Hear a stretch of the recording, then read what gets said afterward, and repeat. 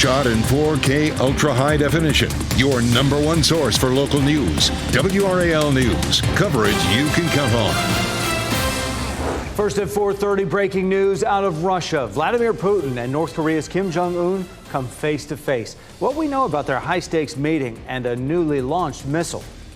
Plus, happening today, we'll get new insight on the spread of COVID-19 in North Carolina. What we can expect just one day after the CDC signed off on a new booster shot for updated protection. And two things that I'm watching this morning, our cold front moving through. I'll show you our chance for thunderstorms later today and the latest track for Hurricane Lee. And hundreds of local leaders will come together here in downtown Raleigh to get an update on the state of the economy. Just ahead, I'll explain what they're expecting and the numbers that will be released today. It's 4:30 as we bring you inside our WRL studio. Thanks for making us your choice for news here on a Wednesday morning. I'm Jeff Hogan. And I'm Renee Chu. It is hump day and we seem to have gotten over the hump of the heat, right? It feels really nice out there.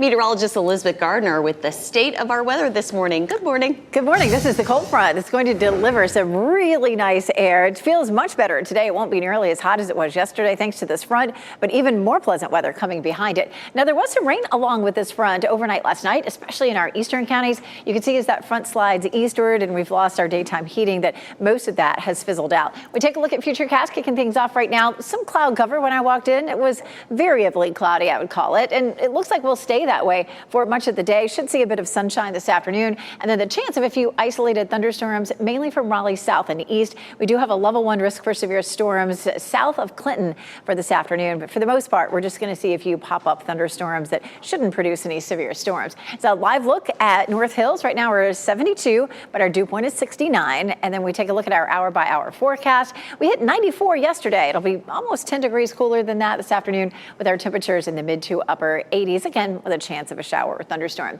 Hurricane Lee is still a Category 3 storm. Hasn't changed much, moving northwest at 7 miles per hour with winds at 115, but it's likely to start to really pick up some forward motion in the next 24 hours, moving a lot faster past Bermuda as a Category 1 storm, hundreds of miles off the coast of North Carolina and potentially affecting the Canadian Maritimes as we get into the weekend. We'll still have the potential for rip current danger, and we'll show you when that starts to turn worse coming up. With breaking news this morning, a high-stakes meeting in Russia wrapped up moments ago between North Korea's Kim Jong-un and Russia's Vladimir Putin. This is new video of the two leaders just hours ago, shaking hands before heading to a remote space for a meeting. Now, state media there says Kim asked detailed questions about rockets during the tour. Hours before their meeting, North Korea launched a missile into the waters off the east coast of the Korean Peninsula this morning. And U.S. officials warn arms negotiations between Kim and Putin could mean North Korea could give weapons to Russia to help them fight Ukraine. Here at home, a 30-year-old woman is facing charges after a student brought a gun to a Raleigh elementary school. Police have charged Princess Pittman with a felony. School administrators at Leadmine Elementary School say a student brought a gun to school Tuesday to show it to classmates, not to cause harm. Advocates against gun violence say this incident serves as a reminder to safely store firearms. Investigators do not say what connection Pittman has to the student. State law requires a 365-day suspension from school if a gun is brought onto school property. Today, we'll get a closer look at how COVID-19 is spreading in North Carolina. This comes as health leaders prepare to roll out newly approved updated booster shots. WRAL's Kelsey Coffey joins us live with what we can expect as we near the colder seasons when cases could spike. Kelsey, good morning. Jeff, good morning. The North Carolina Department of Health and Human Services will release new data later today on the spread of COVID-19 across the state. Now, this comes just one day after the CDC approved an updated booster shot. Pharmacies across the country, including CVS, expect to get supply of that new vaccine as early as today. Last week's state data shows there were 493 hospitalizations related to COVID-19, up from 484 the week before. UNC Health infectious disease expert Dr. David Wall says COVID numbers could only get higher now that students have returned to the classroom and winter is coming soon. There's environmental factors. The air gets drier. That changes the way our nose and throats are, and also changes how far these little viruses can transport through the air. And Dr. Wall says the people who have the most immunity to the virus are the folks that have had it within the last 30 days and fully recovered. He says if you're not a part of that group, then it's best to mask up indoors, especially if you expect to be in a large crowd. Kelsey Coffey, WRAL News, live in Raleigh. And here's a live look at Raleigh's current skyline. It won't look like this forever. Changes are coming, and today we'll get a better idea of what to expect. WRAL's Laura Levine joins us now with what city leaders are keeping in mind when approving changes to downtown Raleigh. Laura, good morning. Hey, good morning, Renee. Right now, we are in the heart of downtown Raleigh on Fayetteville Street. And when you're walking by this area, of course, you see a lot of business, but you also see a lot of new businesses with those cranes in the sky. So today, we're going to get an update to see if we have fully recovered from the pandemic. I did ask that question to the VP of Economic Development. He tells me yes and no. So getting a look at this video, you can see the current state of downtown Raleigh, right? A lot of construction happening here. Today, more than 600 local economic leaders and stakeholders will meet at the annual event to discuss this year's growth and look ahead to its future. As you mentioned, we'll get a look at the new skyline with the approval of more skyscrapers and other developments happening. They will also discuss the push for more affordable housing downtown. VP of Economic Development Will Gaskins tells me he doesn't expect the growth in the area to slow anytime soon. We're in a period right now where we have more units under construction than we've ever had before. Certainly over the past year, if you've been around downtown in Raleigh, you've seen just the number of cranes that are out and about. Which is exciting to see, and again will bring a lot of positive change, but also support of dollars to be captured here for existing small businesses. And this event will begin at 1:15 at the Martin Marietta Center for Performing Arts. It is a ticketed event, but they still have tickets available. Of course, we're going to bring you updates on air and online when the numbers are released today as well. Laura Levine, WRAL News. We're live in downtown Raleigh. Also happening this morning, we will soon learn more about how inflation is heating back up across the nation. A new consumer price index report is due out at 8:30. Economists predict it will show inflation moving at a higher rate for a second straight month. They say higher gas prices are the main factor to fueling the economic issues. And here's a look at where gas prices are this morning. New numbers show North Carolina's average $3.53 a gallon. Yesterday, that average was $3.50. Today's national average is $3.85. Family members of this young man, Lamore Spite Jr., tell WRAL he was shot and killed by a Wilson County deputy. Now the SBI says it's investigating the shooting. This happened on Sunday on Main Street in the small town of Saratoga. People who knew the 22-year-old told WRAL he was a soldier who was having a mental health crisis. When deputies got to the scene, they say Spite put a deputy into a chokehold, and instead of de-escalating the situation, officers opened fire, killing him. WRAL has reached out to the Wilson County Sheriff's Office, both in person and by phone. We have not heard back. We're also waiting to learn if the deputies involved have been placed on administrative leave, as is standard protocol in an officer-involved shooting. People in Raleigh are sharing their opinions with City Council about how to improve safety in the community. At last night's council meeting, some people called on council members to bring in a team of social workers and counselors to respond to nonviolent 911 calls. It's similar to a program in Durham called the HEART program. Others asked council members to hire more officers after the string of crimes in downtown Raleigh and Glenwood South. A big Powerball win could be yours tonight. $550 million is up for grabs in tonight's drawing. This is the third largest Powerball jackpot this year. Now, if you win, your cash value is $266 million. The drawing will be live tonight at 11 right here on WRAL. It is 4:39. The push for one trial in Fulton County, Georgia. Up next, why prosecutors there argue former President Donald Trump and 18 other defendants should not be tried separately. Plus, the urgent warning from the FDA about eye drops sold at two popular pharmacies. And you're looking live at Sanford. Good morning, Sanford. Meteorologist Elizabeth Gardner is in the WRAL Severe Weather Center, tracking our chances for storms and cooler temperatures.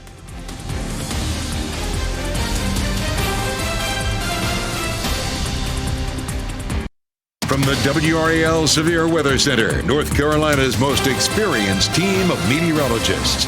It is 4:43 and we're taking a live look at Sanford this morning. All is quiet after a little bit of rain rolled through overnight last night. We do have some lingering cloud cover out there, a little bit more than the last several mornings, but not anything that should cause any real problems. However, where we did see some rain, a little patchy fog is possible. We'll be watching for that this morning.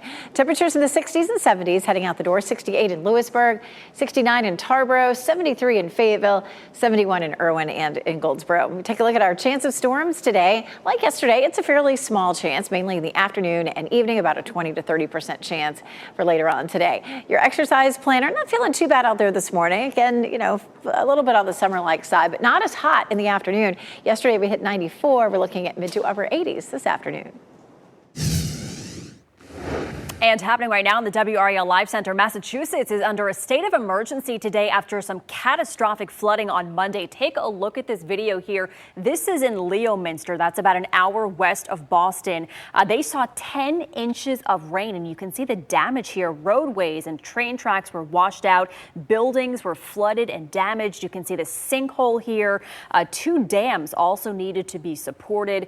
They did cancel school there again today. And again, Massachusetts under a state of emergency because of this crazy flooding. Michelle, thanks. Today, UNC Chapel Hill employees will honor their coworker who was shot and killed on campus 2 weeks ago.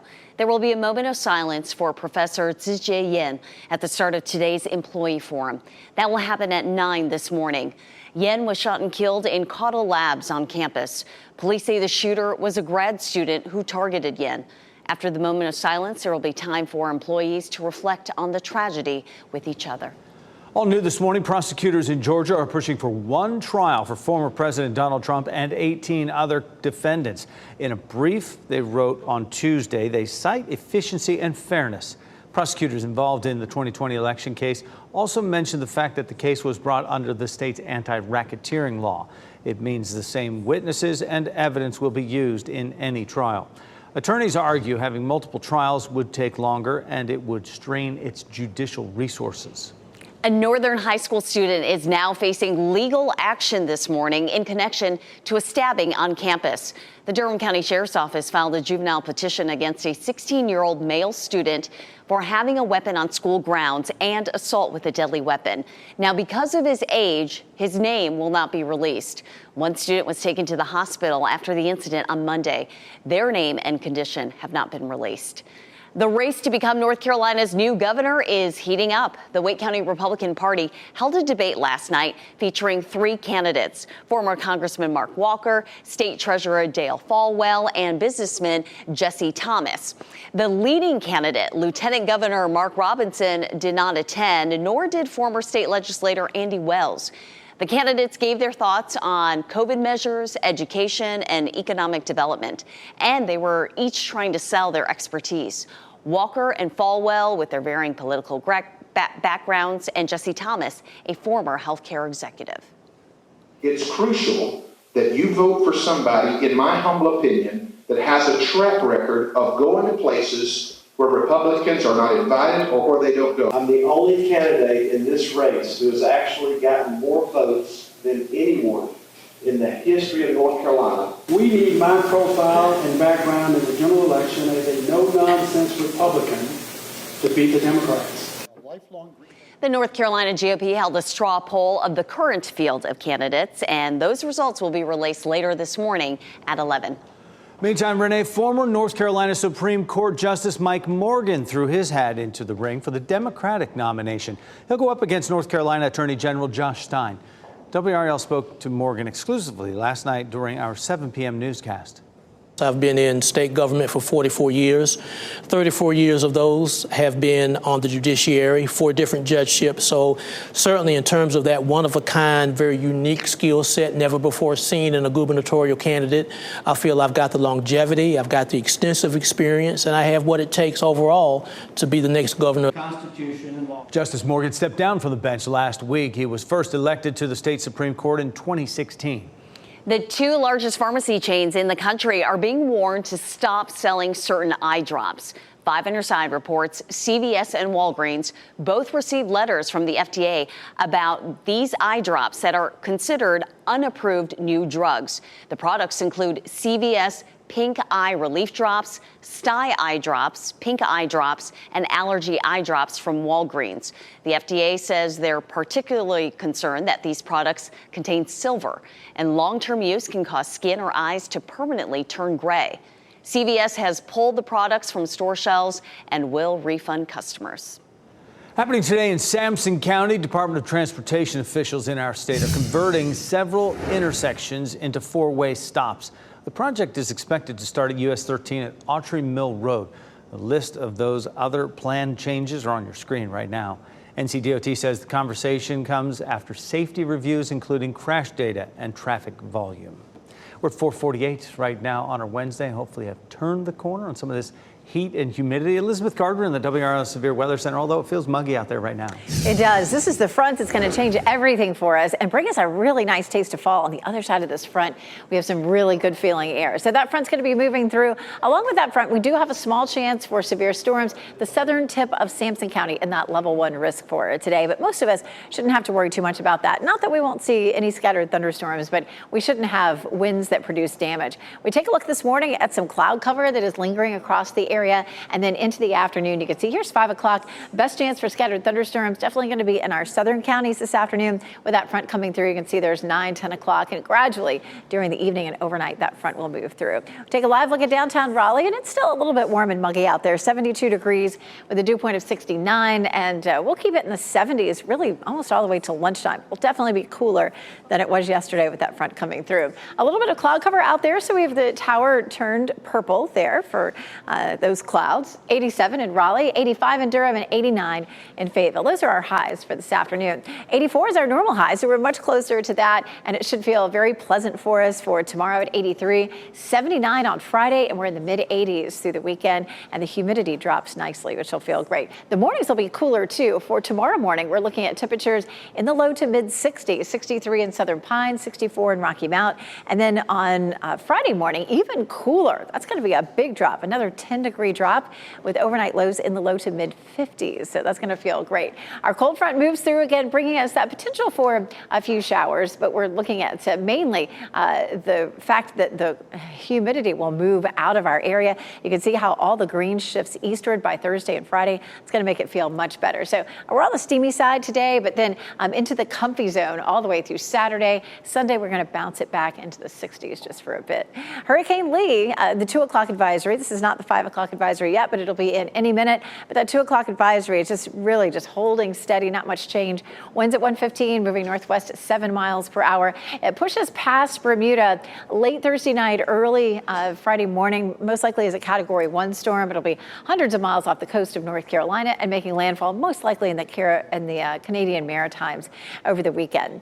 Again, our big weather story is going to be this nice drop in our temperatures starting today. Yesterday was 94, so feeling much better today. Overnight lows are in the 50s. Once we get past today, we are nice and dry. We have hardly any rain in the forecast for the next 7 days after today.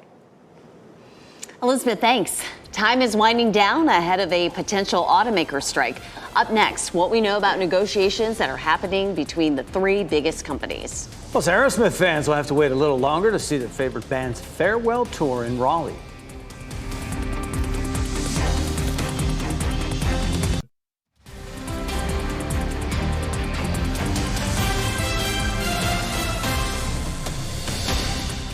It is 4:54. Welcome back as we take a live look at downtown Raleigh from the Museum of Natural Sciences camera. Feeling nice out there at 72, warm. We could get up to 87 degrees today. We're 19 hours away from a potential strike of United Auto Workers against the big 3 automakers, and negotiations are heating up. The union says it is seeing some progress with its talks with General Motors. Sources say GM's pay increase could reach 20%, still lower than the union's demand of 40% over 4 years. Ford reportedly is only offering a 16% wage hike. It's unclear what Stellantis is proposing. The union contract will expire at midnight.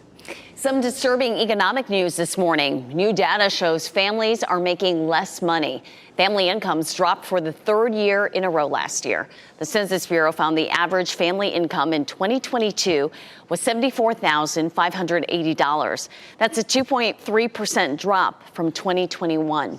Analysts say rising prices are likely to blame. Inflation hit a 40-year high last summer. A popular concert series in Sanford is returning to its original venue for the rest of the series. Downtown Alive, the annual fall concert series, was moved to Horner Square parking lot this year because of construction happening at Depot Park. Well, now that construction project has been delayed, so the town decided to take advantage of the schedule change and move the concert back. The next show in the series is tomorrow. Aerosmith fans will have to wait a little longer to see their farewell tour. The band was supposed to play at PNC on September 24th. They postponed 6 upcoming tour dates, including the one in Raleigh, after Steven Tyler injured his vocal cords during a concert Saturday in Chicago. The singer posted on social media that he is heartbroken about having to reschedule, but wants to give fans the performance they deserve. The Raleigh concert has been pushed back to February 26th. Next at 5, we're staying on top of breaking news from overseas, where North Korea's Kim Jong-un and Russia's Vladimir Putin met this morning. What we're learning about their discussion. Plus, new COVID data will be released today for North Carolina. What we can expect just one day after the CDC approved an updated booster. And the ultimate 90s reunion on the Video Music Awards stage. Ken Smith joins us with a look at NSYNC's special moments for the first time in a decade. It was our first VMA, and it meant the world to us.